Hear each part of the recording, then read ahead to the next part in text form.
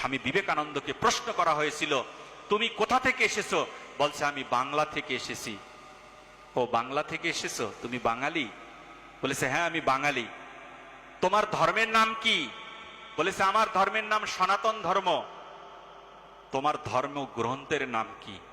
স্বামী বিবেকানন্দ গর্জে ওঠে সেই শিকাগো শহরের মধ্যে বলেছিলেন, আমার সনাতন ধর্মের গ্রন্থের নাম হচ্ছে শ্রীমদ্ ভগবত গীতা।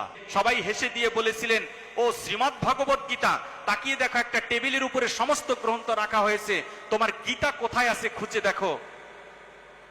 স্বামী বিবেকানন্দ তাকিয়ে দেখলেন একটা টেবিলের মধ্যে ত্রিপিটক, বাইবেল, আরো বিভিন্ন বিভিন্ন গ্রন্থ এখানে রাখা হয়েছে, কিন্তু সবার নিচে গীতাকে অপমান করার জন্যে, গীতাকে ছোট করার জন্যে সকলের নিচে রেখে দিয়েছিল।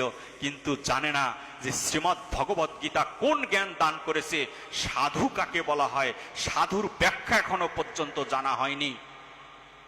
আজকে সাধু স্বামী বিবেকানন্দ বলছেন যে এখানেও আপনারা প্রমাণ করে দিলেন গীতা শ্রেষ্ঠ। বলেছে কিভাবে? বলেছে, যিনি সকলের ভার বহন করতে পারে তাকে বলা হয় শ্রীমদ্ ভগবত গীতা। আজকে আপনার এই আসরেও প্রমাণ হয়ে গেল, সকলের ভার যিনি বহন করছেন এখনো বসে বসে, তার নামই হচ্ছে শ্রীমদ্ ভগবত গীতা।